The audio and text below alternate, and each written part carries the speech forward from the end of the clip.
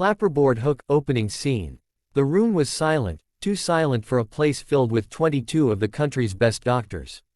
Machines beeped softly around a motionless figure, the four-star general, Catherine Hale. The woman who had commanded troops in 3 continents, saved thousands of soldiers, and carried the nation's secrets in her heart, now lay helpless on a hospital bed. Her pulse was fading. The doctors whispered, argued, and ran more tests. But every minute that passed pulled her closer to death. Then the door creaked open, and a man in a faded gray janitor's uniform quietly stepped inside. No one even looked at him.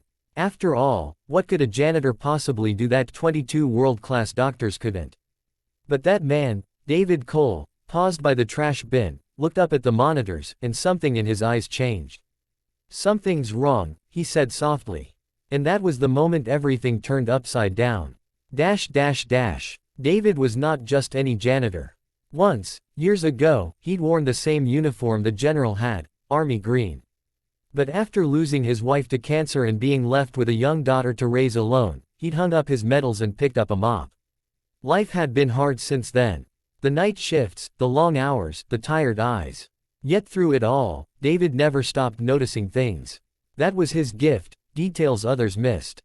He was mopping the surgical wing when he overheard the doctors speaking in urgent, panicked tones. "Her vitals are collapsing again," one said. "We can't find the cause, her organs are shutting down." David froze. Something about the numbers flashing on the monitor didn't feel right. He couldn't explain it, but he'd seen something like it once before, back in Kandahar, when his unit medic had nearly died after a rare exposure. He glanced at the IV bag, at the faint discoloration near the tube. His heart started to pound. He took a hesitant step forward. "Excuse me, ma'am," he said, his voice shaky but firm. "I think there's something wrong with the saline."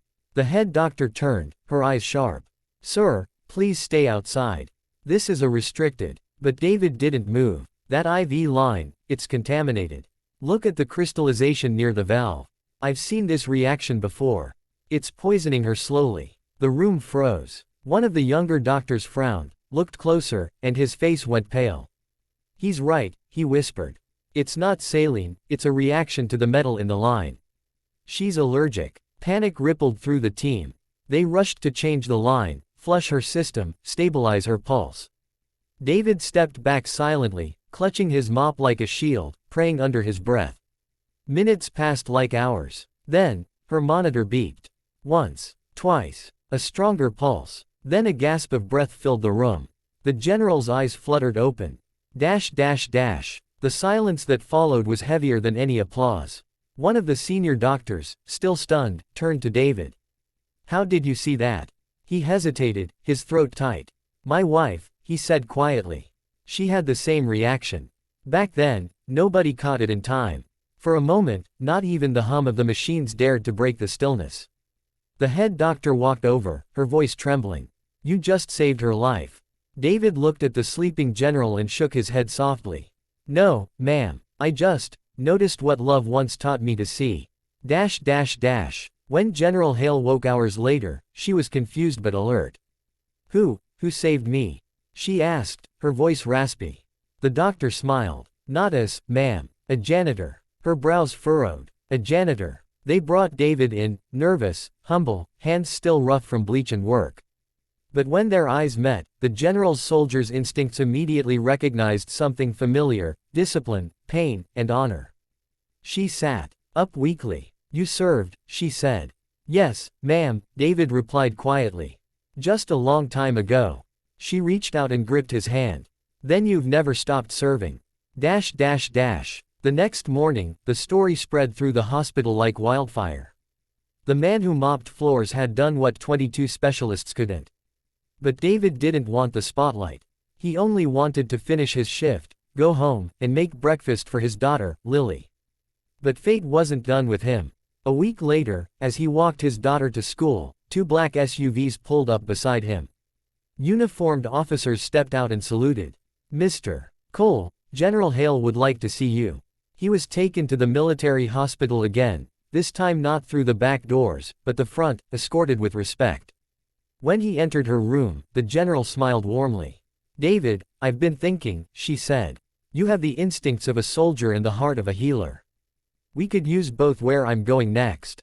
He looked confused. Where's that, ma'am? She handed him an envelope, an official offer to join a special veterans program for emergency response, training soldiers in medical awareness, precision, and compassion. You'll be leading it, she said simply.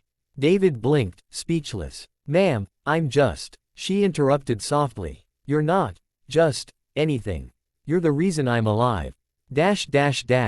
Clapperboard ending. Call to action. Months later, as the sun set over the military base, David stood on the training field beside his daughter, now proudly wearing a badge that read Instructor, Tactical Medic Awareness. He watched recruits run drills, teaching them the same lesson life had taught him. Sometimes, it's not about titles or uniforms, it's about paying attention, caring deeply, and never giving up. The general stood nearby, smiling. You were never just a janitor, David, she said. You were a guardian the world almost overlooked. He smiled faintly. Maybe we're all guardians of someone, ma'am. We just have to notice when they need us. And as the camera fades out, the narrator's voice echoes gently. Sparkles, sometimes heroes don't wear medals, they carry mops, scars, and memories. If this story moved your heart, don't forget to like this video, share it with someone who needs hope, and subscribe for more stories of unseen heroes who remind us that humanity still shines brightest in ordinary people.